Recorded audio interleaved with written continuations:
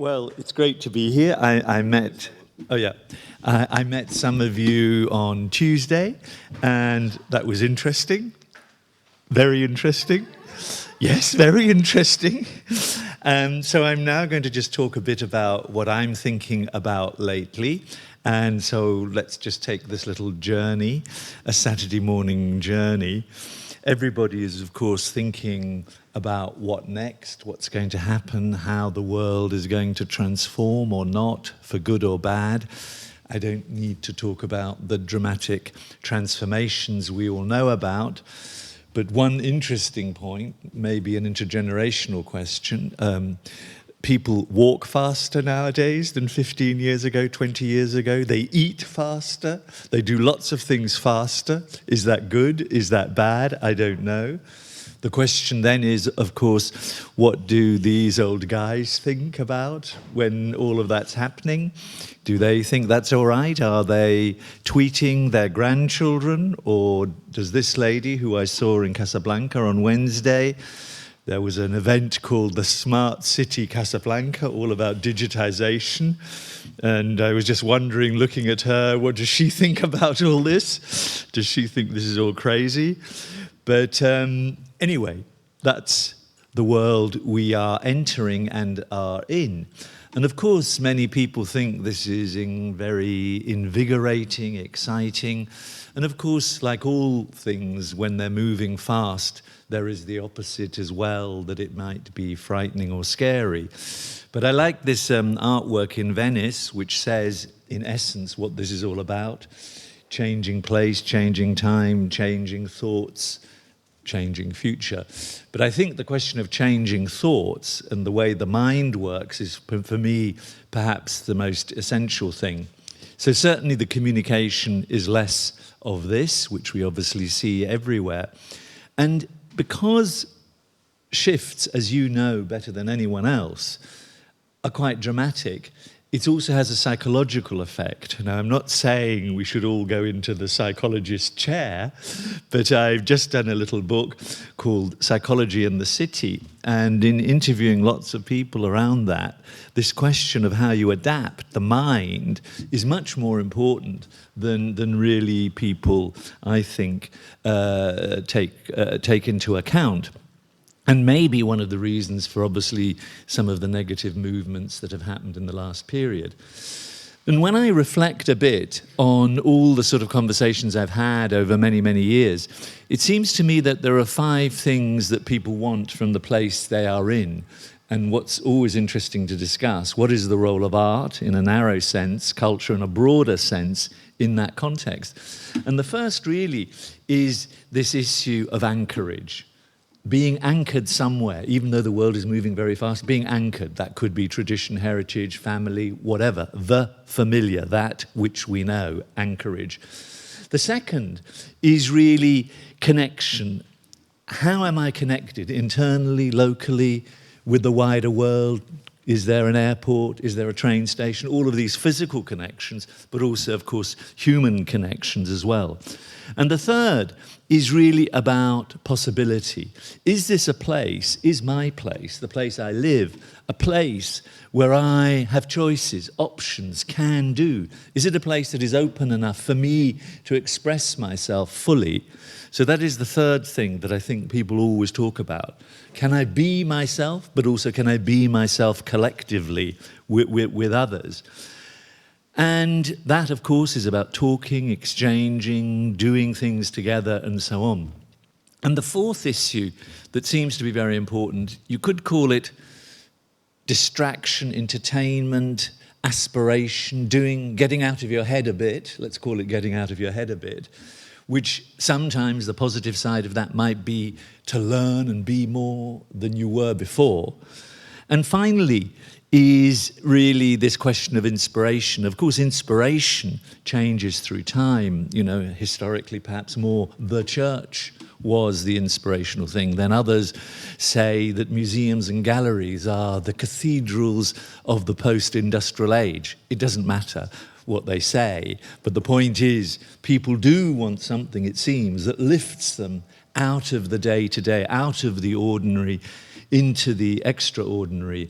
And of course, again, the sort of things you're doing there sometimes does that. It certainly makes you think, and it makes you perhaps go into a different realm. Now, we all know that the city is a complex organism. It's an organism rather than a machine, but so much of planning treats cities as if it's a machine rather than a thing that obviously is based on the physical and people. And so let's just look at that a bit more closely and see what sort of issues could be important. Now, there's a phrase by a guy who was a biologist and an urban planner, a Scottish guy, Patrick Geddes, 130 years ago, who said this sentence, and I think this is so true: a city is more than a place in space, it is a drama in time. Whereas, as you know, the way people treat cities, the planner, I will do a drawing, I look at it from the air, other people look at it differently and so on. So this phrase, when I read it, I thought, that's what I'm interested in. And the two big shifts I want to talk about are, of course, the nomadic and the digital together. And the question is, they are all, of course, linked. They are interdependent on each other. But I think they're incredibly powerful because it's obviously about issues like, who am I? Who is this city? Who is this place? What can I be? What can I become? Issues like this. And of course, the world is nomadic. Everything is in movement. And that's reshaping the nature of the civic. It's still there. The heart of the city civic is still there.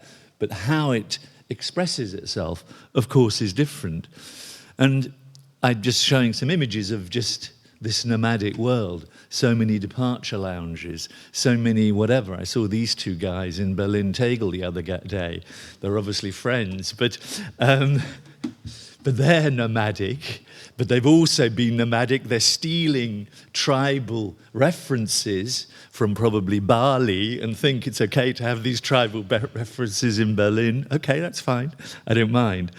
But anyway, this movement of people, which could be refugees, could be business people, could be lots of things, is unbelievably dramatic. If you go to Shanghai railway station, this is just an example, I mean, you've probably been there and seen this, is just a movement. And so everything in that sense, it's not only the people who are in movement, but it's also specific categories of people in movement, which is good and bad. Obviously the amount of tourists, if you think of Berlin 25 years ago and today, all the Berliners will know that, okay, it's good and it's bad. Is all of this a cliche? Is all of this too much? Is the Gendarmenmarkt, has it got too many tourist buses in it? Can I bear it? Do I want to see this same bus, this same company, is in Doha, is in Chennai, is in, where else have I seen it? Is in Taipei, this same bus, this same company. So the company is nomadic, and obviously this is about distinctiveness. But then also, there are counterpoints, and you probably know you should go on this trip. There's a sort of Obdachlosen tour, a tour of the city of Berlin through the eyes of homeless people. And that's just quite interesting to take that as a counterpoint to, going to all the normal places. But one of the big issues, and it's interesting the range of cities you come from, is of course the way people who have aspiration move. They can't wait to get out of their city. And some of the cities, and there are probably 25 cities in the world, which have a sort of vortex effect. You go, they suck everybody in, and young people mostly, often talented, gifted, go and are lost to that city. So the question really, and this is one of the massive difficulties for cities around the world, is will they come back, or do they only benefit that other place? If I took Britain, for example, London sucks in lots of the work that all the other cities do in Britain. Education, they pay for education, these other cities. But what do they get back? What do these other cities get back when a London or an Amsterdam or a Paris sucks people in? And in that sucking in, and this is Tempelhofer Feld, of course you then find interesting diversities and people coming together and, 1 + 1 can equal 3. But of course, there's more things on the move. You know, there's trade on the move. There's goods on the move. There's garlic on the move. This vast garlic mountain I saw in a small town in Seoul. And of course, most importantly, there's money on the move. Money on the move, and that is partly destroying most cities. At the moment, there is 12 trillion, not million, not milliarden, not billion, billion dollars floating in the world because of the austerity issues. And that money is looking for somewhere to go. And it goes to places that seem cool, and it has no interest in the identity of these places, which is why the prices in Berlin are going up like crazy. They will go up even more. But of course, ideas are also on the move. This is, you know, what's it called? Something for Europe. Pulse of Europe. The Pulse of Europe event in Berlin, which again is an idea. So ideas, of course, on the move. So all I'm really saying is everything on the move, including pollution. This is Beijing. You know, you think of Beijing, hey, so powerful, and all you see is people with masks walking around because pollution and everything else is on the move. As indeed is ideas about life, what is okay, some of those things, and all of what I'm saying, you know, of course. I'm not telling you anything you don't know. I'm just saying it's happening at such a speed which has an effect. And when you then look at this from a more, this is Berlin again, from a more local angle, this is Klunkerkranich, you probably went there, you know, in Neukölln, you can see that there are attempts to combine the local and the global, and there's lots to say about Klunkerkranich, with 20 volunteers on the roof of this club, look after the plants, they're always okay. So if you connect with those local communities, the global and the local can work well.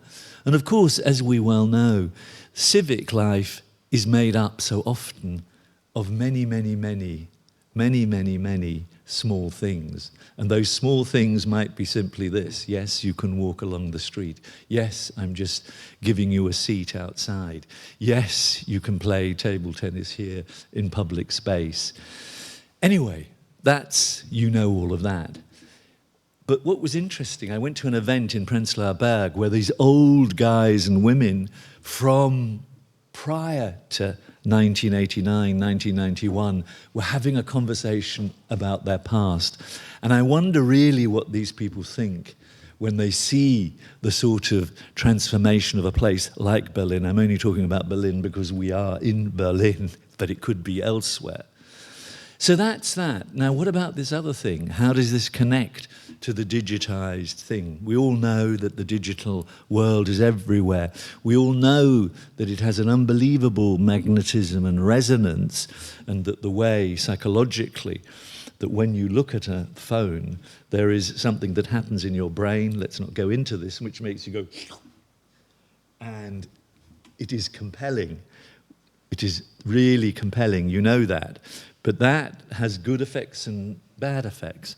But the main point is that rarely in the nature of humankind has there been something that has such a gravitational pull that sucks everything into its orbit and creates actually a kind of breakthrough in terms of both how the mind works and in terms of what is possible. And this is at the Sydney Biennale. Now, Google sucks everything in. They probably didn't realize I would use this image as a criticism of Google. Of course, Google is wonderful, but at the same time, the monopoly position of some of those main actors and the political power they exert is potentially dangerous. If you've read the Financial Times recently, there's a lot of articles about the power of Facebook and so on. And of course all of that, because every time we click on something it says, I accept cookies, means that of course that data, the big data that enables all of that to happen, is such that we cannot hide from it.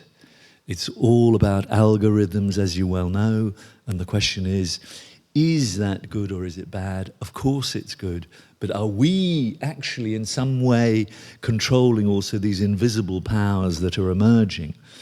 And so in short, what I think is happening is that these developments combine the nomadic and the digital is so transformational, and I've used the word tectonic here, tectonic like geology, is so tectonic in its shift, and that it's as powerful as that of the Industrial Revolution, whenever that was, 200 years ago or so.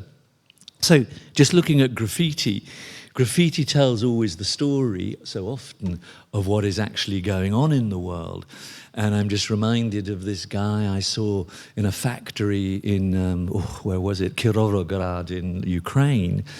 And they just put in a German machine, and there were 300 of these guys going bum, bum, bum, you know, making widgets like this, bum, bum, bum, all day, bum, bum, bum.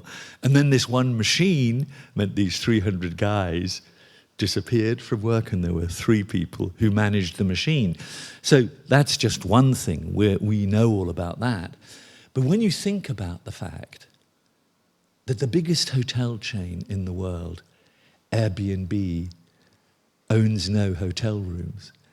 When you think about the fact that the biggest taxi company in the world, Uber, has no of its own taxis, or that Facebook, the biggest media provider in the world, has none of its own media itself, then you know the world has transformed dramatically. And of course we know the iPhone or any phone is the key device to do that. Now within this, the smart city, which many of you will be hearing about in your cities, and they will be talking about, let's be smart, this, smart, that, is only one small element of this bigger transformation. And of course, making objects, which the smart city is basically about, making every object intelligent with sensors and various things, can do lots of things, from when is the train coming, to communicating problems in an urban landscape, making the connection between decision makers and people closer, and so on. I mean, just an example, in Antwerp, one of the main problems is these cones, you know, that you put them on statues and you do lots of things with them, you throw them over the wall.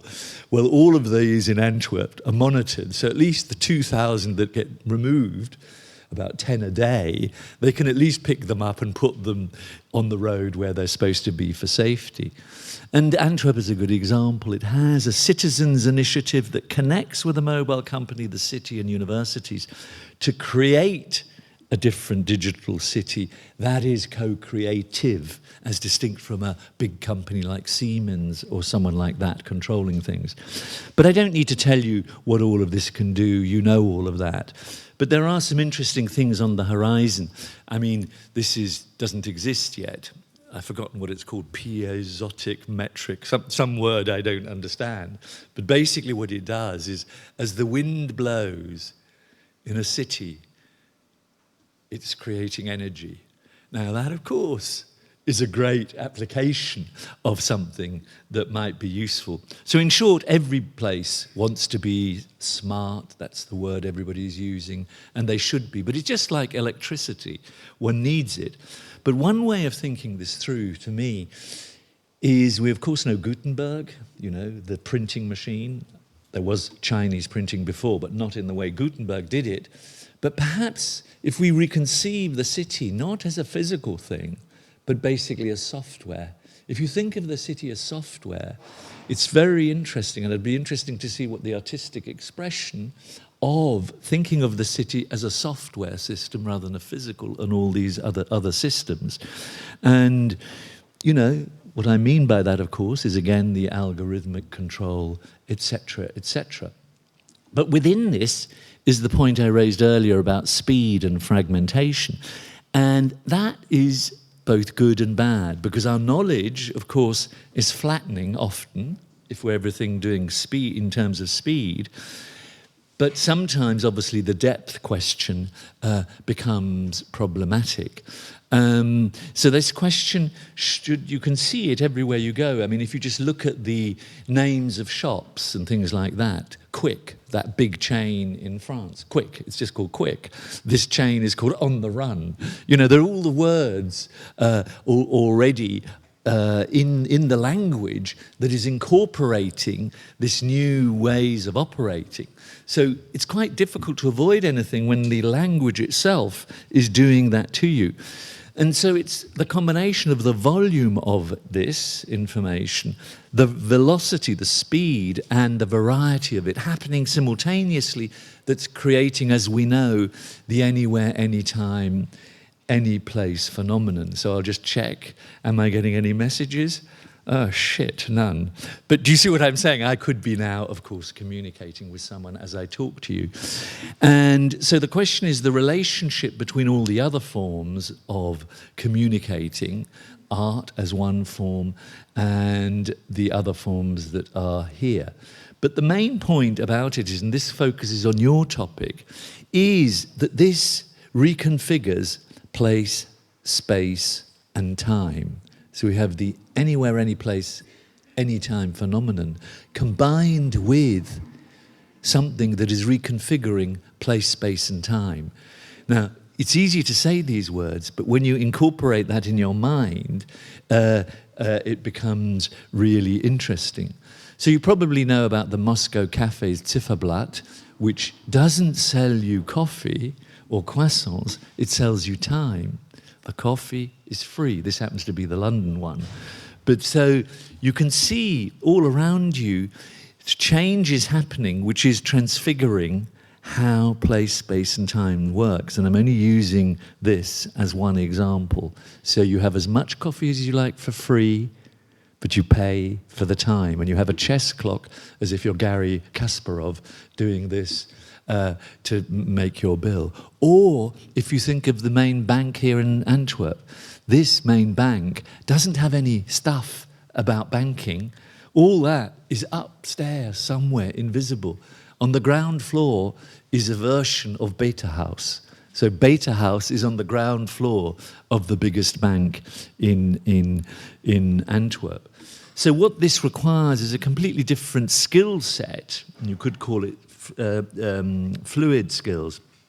And the big issue, and I think this is a cultural shift, is really the digital natives, digital immigrants issue. Because historically, our cultures are based on the fact that the old in some way teach. When I can say teach, I don't mean teach, but are friendly to the young or whatever. Whereas now, the young are teaching the old. Now, that is actually very difficult. That's why I'm focusing so much on the intergenerational question, because that requires and has a psychological impact on both parties. The older party, Christ, why is my daughter telling me exactly how to lead my life when I wanted to say to her, could you consider this or could you consider that? So that issue, I think, is important. Now, I don't need to tell you, because you know it, of course is the digital is culture, the culture is digital. It's the energy, it's the electricity, it's the spark. It's the thing that generates the sort of footprint that expands and enables things to happen. And one should very rarely, I think, use the word paradigm shift. But since paradigm shift means changing the way you look at the world, and this is a telescope shop in Edinburgh, this case, I do think we can say this is a paradigm shift. And what we are, I think, in the midst of redesigning the whole world and all its systems, economically, culturally, socially, etc., technically, and therefore it does need a vision of where next. And what I think your projects are about, from what I heard on Tuesday, is obviously taking forward the sort of, what should you call it, the participative imperative, because it needs to have human beings at some sense center stage. So to try to transform these issues that are occurring before our eyes and putting the human perspective center stage is very difficult when everything around us is, in a sense, sort of saying, hey, this is great, here's a new app, have you tried the new app, it's called this, da-da-da-da-da. When in a sense we have rarely the time to stand back and to say, and this is a political question, okay, who's got the courage here to say, yeah, I'm interested in what you're doing as these companies, But let us first look at what our interest is as citizens. Now, obviously, this is after the French outrages in Paris. This is a good version where an imam, the rabbi, and various came together. People came together in this building. That's a good version of the human being center stage using the digital.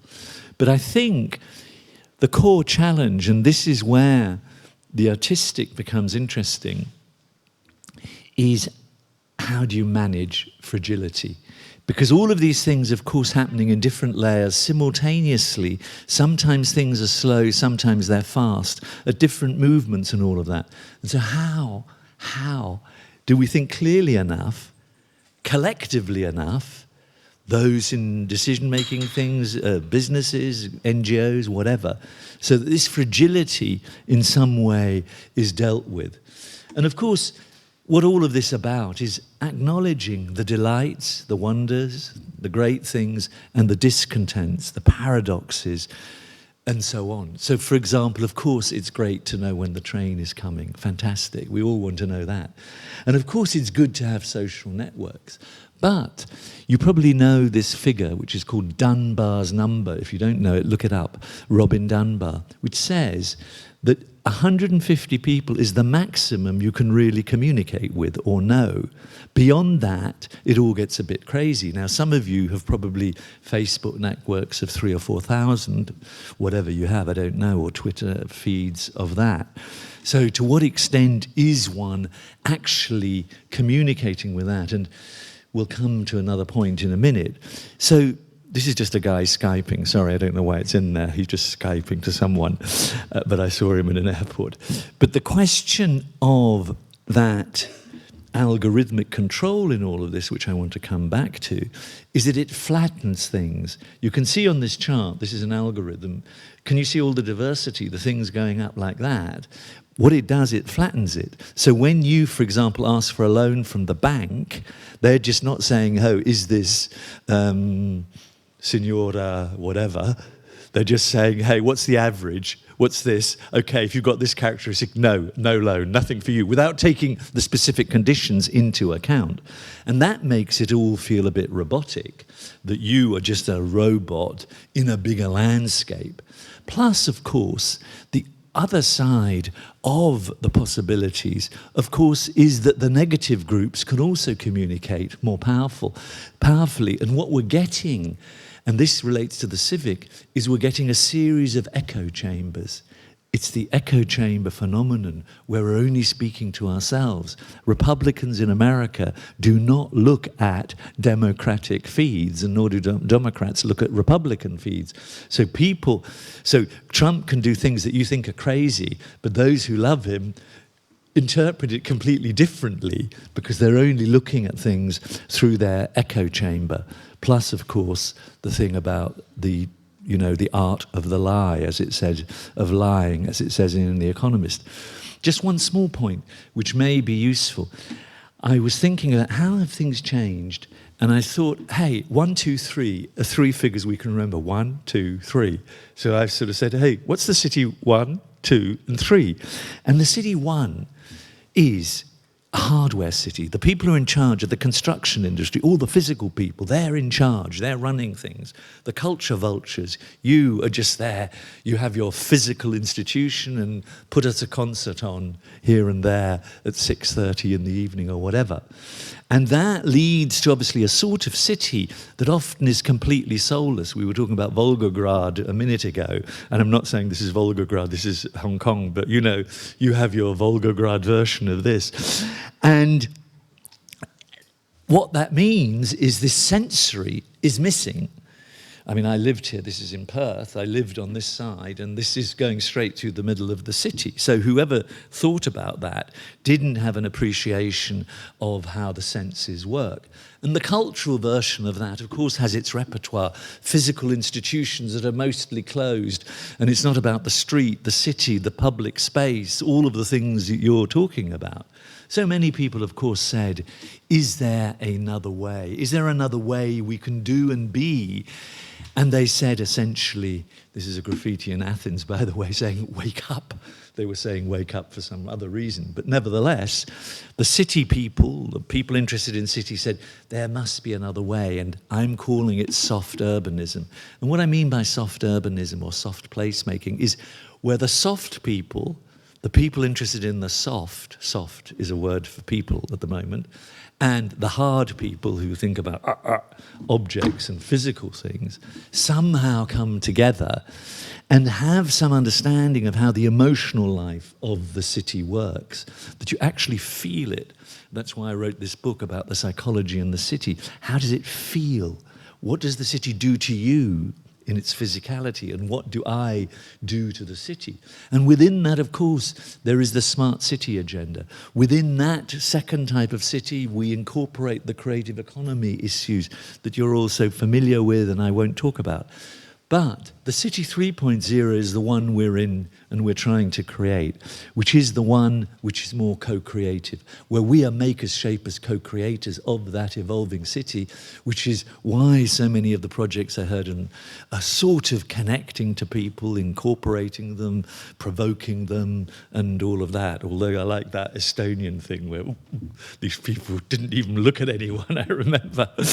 But anyway, this is this city, of course, that has the here-there phenomenon, where a here-there simultaneously. But what it does, this city, it takes the best of one and two, but it requires a different physical transformation. And the primary thing that it requires, actually in terms of what the city looks like for most of us as we wander around, is public space. Third places, all of that.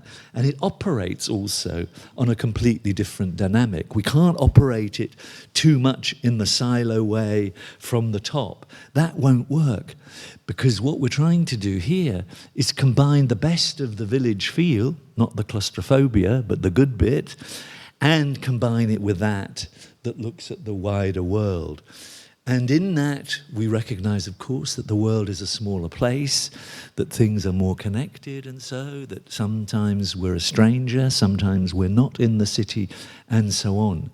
And the question to you, and Barbara, you can ask the audience this question, I want the answer, is what is the different role of art and culture in these different phases of development? What do you think these different roles are? Were they different? Are they all the same? Is something changing? And so on. So, as we know, the digital shapes urban life. I mean, here, where's our Krakow friend? This you'll know from that, what's that hotel, that Soviet hotel? I saw it in the room. And it doesn't matter, you know this building. But it says there in that hotel, feed your restless curiosity. But what this, of course, enables to this digitized world is the startup culture. The thing where the threshold, the level of getting into business is at some level easier than before. You don't have to be a massive corporation, which is why the cable factory in Helsinki is so interesting, because it was the Nokia cable factory. Now it is, let's call it, an artistic, museal startup entity with more people working in it than ever did in the cable factory. And the interesting point, you will remember Jane Jacobs' famous saying, new ideas need old buildings. And why is that so? Because the patina of the past, in a sense, creates that meaning that people want, and it's also not complete. We are completing it as we evolve and live and work in that place. Of course, all of this enables the other stuff that you know about. The word, of course, is sharing economy. Whether it's really sharing is a different matter. But it is the thing that enables shared bikes, shared cars, shared vans. This is Turin. All of these things that we're sharing that you can do at the same time. Or here, Eindhoven, where Philips, the lighting company, nearly collapsed. But they have a whole new strategy about light, which is really about social lighting, dealing with light so people with Alzheimer's can wander around and identify where they're going, and more and more. And I think one of the big issues, and this is another vast cultural shift, is language has only really been around in the way we know it for, let's say, 6, 8, 10,000 years. And it is the visual that was always there for much longer. And the visual is now, partly because we're globalizing and, I know everybody speaks English, but the power of the visual is really far more important, and therefore what you do and how you visually create it is, I think, more significant than ever before. And of course, place matters more than ever before. Even though people think we're placeless, if you ask people, they need this point I said earlier about anchorage, and this is where all of these spaces, combining cyberspace and real space, obviously combine and come together. Pokemon is another version of all of that. And this urban experience at some level is too much. And you probably know, you've been to 42nd Street, perhaps in New York. This is just two images of it. And already there, they are trying to control this amount of imagery. And you probably know too that Sao Paulo was the first big city in the world to ban billboards, although they're letting a few back. And so the experiencing a city without billboards, which might have been actually in communist Russia, perhaps it was like that, I don't know. But I seem to remember there weren't many billboards until it suddenly exploded in the early 90s. But nevertheless, it's an interesting question. And that more and more cities are trying to put different forms of billboard. Mexico City is taking advertising, commercial advertising, and putting artistic billboards instead in the physical environment. And one thing I think quite interesting, I was running a series of masterclasses with people in West Germany, in Dortmund, the Ruhr area, and they were supposed to make a recommendation to their region, and what they said is strengthen the digital detox movement. So it's not always the cliche of the person who's old who wants to detox. All of us have our own versions of wishing to detox. Sorry, this is just a little pub in Bristol. I just thought, it's just interesting. All these cats lie there. I just can't tell you. This pub is so popular. And I'm so glad you like it, because I really like it. Because when I've been there, I've just obviously stroked the cats. But anyway, it's not really important, but we'll just continue. Finally, what all this is about is we've invented so many things and reinvented them. Business, social innovations, all of that. But what we haven't really done is reinvented democracy in any real sense. It's still the same formats and so on. And because of what we've got here now, with the capacity for feedback loops and interactive possibilities, we again require from those politicians, another version, again, moral courage, to allow the communication between citizens and the city to come back in a different form. And that requires everybody getting out of their box, their silo. I'm in one of those boxes, don't worry, it's horrible, it's hot, I don't want to be in a box. And finding a way of organizing the legal system, political, moral, ethical system, that it takes into account the digital opportunities and that dramatic transformation we've been describing. And what that requires from, for example, the bureaucrat is a different level of trust. Not just ticking, does it say yes or no, but looking at you, your project, and saying, yeah, in this case I say yes, in this I say no. I know it's easier just to have a little list and say it's always no.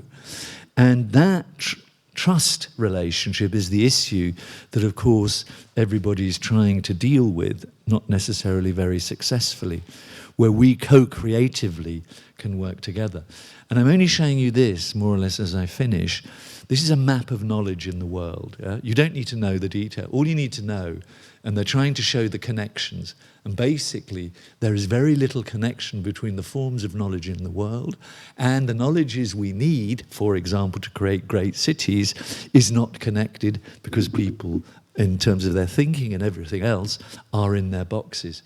And that's why I love this Russian piece of art that I saw in London at Frieze, which is basically saying, not get rid of all the rules, but rethink the rules and the incentives for this new age. And this requires a different form of bureaucracy, another one of my obsessions. Bureaucracy, boring, creative, perhaps interesting. What can they do for each other? And I remember a talk I did in Berlin 5 years ago, where we were talking about Radialsystem near Holzmarkt, which you've probably seen. And then Jochen, who runs the building, said, there in the back is Jutta Weitz. And behind every great project is a creative bureaucrat. Because often it is there, someone at level 3, 4, who is enabling things to happen. They're not all stupid, all of that sort of thing. And this bureaucracy would operate more, to be simplistic, on the basis of being strategically principled and tactically flexible. Knowing the key things we want, but how you get there, you have to be flexible, because it's not all that simple in the world. And so, finally, innovation and openness, as we know, is the key thing. We need for the city more experimentation labs, living labs, whatever name you want to give it. And these are the things I know you're involved in. Because if you were a company and you didn't have an experiment, you'd say, do you want to go bankrupt? If the city doesn't want to go bankrupt, if the city wants to be resilient and vibrant and vital, it needs experiments. And many of these experiments are coming from people like you. And you could look up here, for example, in Amsterdam, the Institute of Metropolitan Solutions. But my final point is, we've tried to be so open, all of us are attempting. But I think that is partly the end of open-ended openness, because other forces are using it. You know, I talked about Google at the beginning. Essentially, all of us are putting into these aggregators, we are. And there's a big battle, and the First World Congress was on doing the My Data world, where I, you, we decide who and what we allow to come in. So it shifts the power relationship. And I think that's important. So I think every city should look at how is it doing along this spectrum. Is it just doing a bit of stuff? Is it basic stuff? Is it intermediary? Is it really thinking this through, the implications? Is it using people like you to help all of this? So this stuff, this digital stuff and so on, is really important. And that's all I've got to say. Boom. Thank you.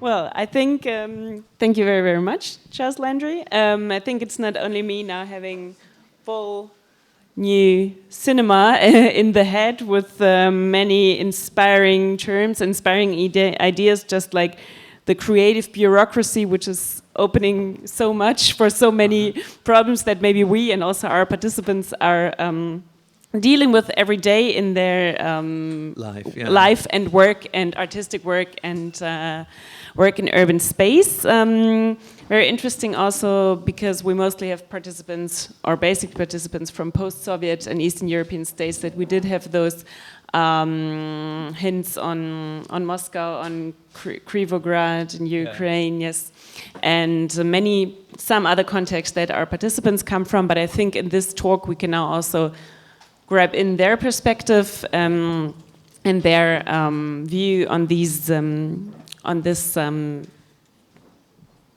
issues and on these problems. But maybe I have a lot of questions in my head and on my cards, but as we don't have so much time, maybe there is someone from the audience who already would like to start and already saying a couple of first impressions or asking their first questions. Yes. And to have a daylight and to get out of this presentation mood and morning mood, yes, maybe we would open the daylights. And I think Sasha or Timur, we have some radio micro. I think Timur will be around gathering your questions, if there are any now in the beginning.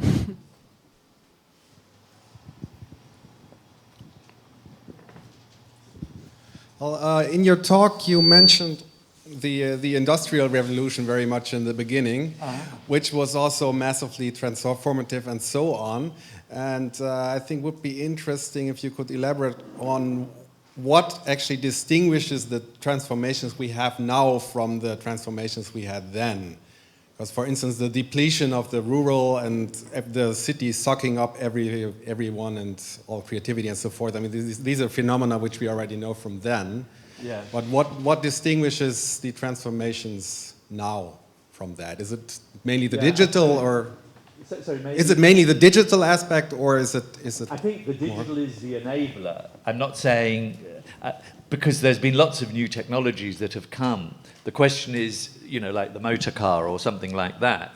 And I suppose what I'm thinking is that you then look at these technologies and some you say, oh, that was really quite important or very important. Somehow I feel that this last set of things with the development of the internet and stuff like that is a different dimension, is I think what I'm thinking, with possibilities and negatives at the same time. I mean, obviously we know about mass factories and the Industrial Revolution. Of course, that has been destroyed to some extent. Obviously the similarities are that the middle class jobs, I mean working class jobs have now been also destroyed, but middle class jobs like accounting with artificial intelligence will also be destroyed. So middle class people will be looking at this in a different way than they did before. So I think it is the digital with its capacities for communication. And what I think about that is I think the desire to be social and tribal, because these two things operate at the same time, we're more likely to be tribal when we're under threat, is as strong as it ever was in a small rural village. It's just the form, I believe, is different. So I think there is a power, but I think the form, I think the digital is the thing, but I think the forms in which some things that we see as familiar, their expression changes, even though they're exactly the same thing. To give you an example, you might have a project and you say, I'm going to crowdsource it, and that feels very new, yeah? Well, that's no different when someone putting a monument up in a small city to honor someone by getting people to do subscribe to pay and help pay for the monument 100 years ago. So I do think, whilst I think things have dramatically changed, I think we also need to be aware what has actually changed and what is just simply its form. Okay, so you don't think we have a new form of humanity? Well, I think, it's good, you're asking all the right questions, which I'm not thinking about. Yes, I think something is happening to our mind. I mean, when I wrote The Digitized City, I'm not the world expert on this, as you can imagine. But what they are saying, there's a lot of stuff around how the mind, which is plastic, the mind and the brain has plasticity. You probably know that thing called plasticity. And what it's moving towards more is this trying to get used and adapting to fluidity. And that is a different sort of mind, which is where, in a sense, you surf reality as distinct from going always into smaller points, deep into reality. And that does change perceptions, surfing knowledge or understanding versus going step by step. But at the same time, the surfing thinking, of course, connects more than this one that goes like that. I mean, I think the answer to all of this is for us to collectively be more aware of what is happening, so we perhaps, and you, can respond in a way that feels right for the time.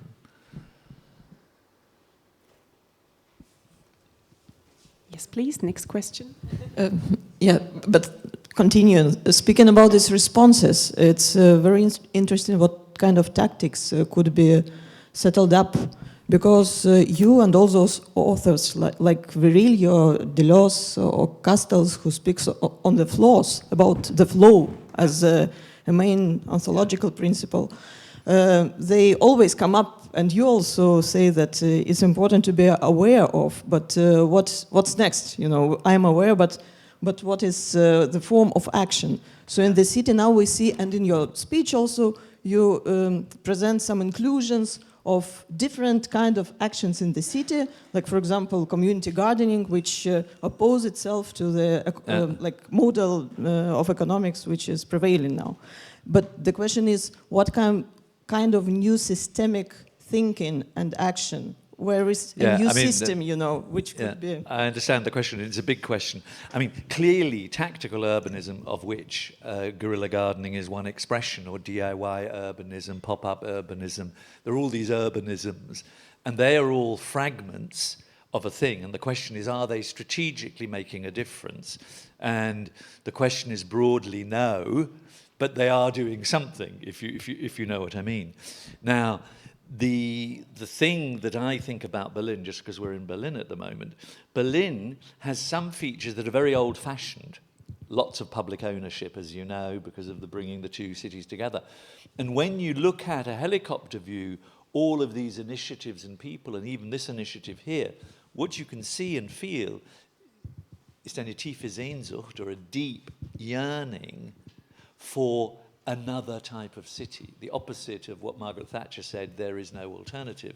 And that yearning is obviously, you can express it in terms of the post-capitalist city, because it's even now okay, even in America, which you can't use the word capitalism, to use capitalism as a phrase. Do you know what I mean? That's a big transformation to be able to say that word. And that, what's so difficult is where would you start? Because obviously you can talk about world systems. Now the question is, we need to find mechanisms and rules, regulations, whatever, that bend the market to bigger picture purposes. And I'm not using words like capitalism there, I'm saying bigger picture purposes. And what I mean by that is a different ethical framework, a different framework of operation. Now that is happening in part, but it's not systemic. So for example, 3 of the big initiatives in Berlin, which we would admire, are all funded, funnily enough, by Swiss foundations, 2 of which are insurance companies, yes? Because there are laws about insurance companies and the use of profits that we just accept, yeah? But if I start saying that in Washington or something like that, they say, are you fucking, sorry, they don't say, are you fucking crazy? But they say a version of that, you must be a socialist, da-di-da, whatever they would say. Now, if you look at the Caixa, C-A-I-X-A, in Catalonia in Spain, before they had the crisis, their own financial crisis, all of their profits had to go into social initiatives. So there are, when you look at, again, the helicopter, there are examples of which, if they were more applied, would shift the priorities in what next. Because I think the what next, and I'm using obviously the thing about where money flows and what it does to the city and the way distinctiveness is destroyed. And of course we want the city to develop and be dynamic. It shouldn't all be the same. Of course we want that, but we want it within reason and more say. So I think the first most important thing is to talk about, and our creativity should be used to think about creative mechanisms to bend this market. When I started this idea of the creative city in the nearly 1800s, I mean 1988, of course I focused then on distinctiveness in terms of artistic distinctiveness, but then I shifted through time, and now my main focus is what are the laws, rules, systems that actually can safeguard and create the conditions for the type of thing we're talking about. And I know that's quite general, but at least it's one level down from just awareness. But the first thing is you need awareness to say, and it is these mechanisms that we need to work on, which are very unglamorous. It's very unglamorous to start talking about the exact details of how contracts in buildings work and legal systems. But that's where I think the big battles are, for me at least. Thank you very much for these very wide global questions. We still have time for around 2 questions in our small discussion. Then we will move further. Is there anything? Yeah, I can see a question there, and I can see a Over photo here? coming.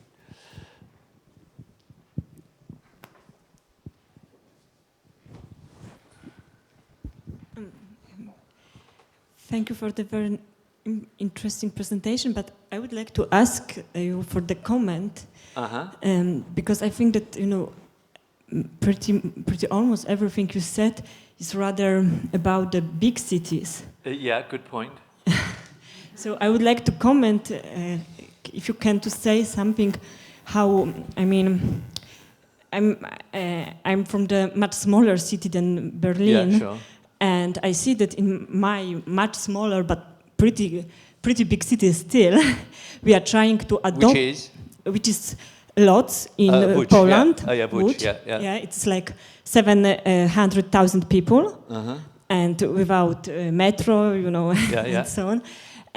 So in the smaller city, we are trying to adopt some mechanism from the big city, which does not work. For example, the railway station, which is now huge, and it's not, there is no needed to have such a huge railway station and so on. On the other hand, people, of course, live in a different way, and their habits are different, of course.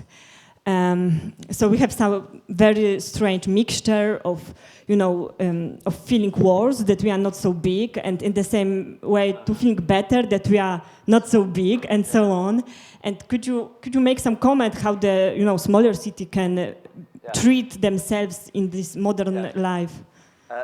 Well, there's so many things to say about that question, which of course is a very good question, which is firstly, the agendas that we talk about in general around how cities have developed in the last 30, 40 years, creative city, blah-de-blah, all of these things, started with the central cities because they were trying to reconfirm their position globally. Then it went down to second-level cities, Rotterdam, I don't know, Manchester, whatever, Lyon, etc.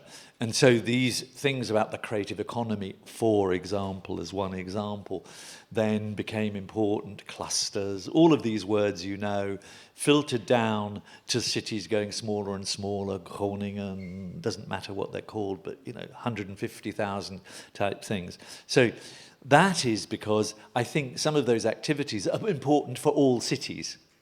Just they are important. However, if we're looking at power and influence, all of these cities are in a system of connection. And that's why I'm continually talking about the vortex effect. Who are the controllers of the system? So the Łódźes are connected, obviously, in some way to Warsaw, but of course we know that people go to Warsaw, etc. We know that Krakow wants to say, we're really much better than Warsaw, we're really where the kings were and all of that, but nevertheless people still go to Warsaw.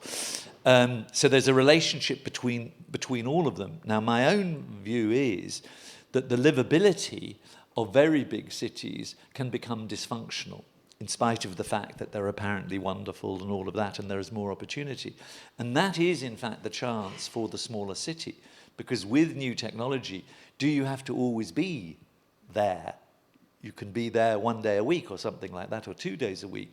And I think it might well be a smaller city that really makes the dramatic transformation, because for whatever reasons, they're not being watched so much. Yeah? When you look at urban innovation through time, the first commercial art gallery in the sense we know it today, I think in 1916 was in Łódź, yeah? The first in Germany was not in Berlin, it was in Hanover or something. So often Glasgow was one of the innovators, not London, because you're not seen. The film industry was Los Angeles, in the middle of nowhere, yeah? We think Los Angeles is big, but it was very small when it all happened. So often innovations happen in the smaller place because we're not looking at them so much. The only problem is the globalized context, which means that we're under the same forces. Now, I think some of the smaller cities, which might be shrinking cities, then have another opportunity because they seem like they've got no hope. They're smaller and they're losing population, like many British cities, like hundreds of Russian cities, and in the East, we know all about that. There is many cities growing in Europe as declining. And I think the declining cities have greater opportunities perhaps to be creative, because what other chance have they got? So you might as well try something out differently. In a funny way, often the place that seems the worst could be the best. I mean, when I used to do more strategies with cities, I was used to say, what's the worst place? Let's go to the worst place. Let's look at and really live the worst place and see if we can make that the best place, in a sense. Do you see what I'm saying? Because nothing else has worked. So you can often then do something that is non-systemic, and again, does it change the world? I don't know, but it might change that city. And if you've got the what next answer, please give it to the audience as well, please. Anyway, those are a few thoughts. Thank you very much. St. Petersburg. Oh yeah, we are not a small city. But which is the capital, as you could see? St. Petersburg. Which is the capital, St. Petersburg or Moscow? Is that your Yes. question?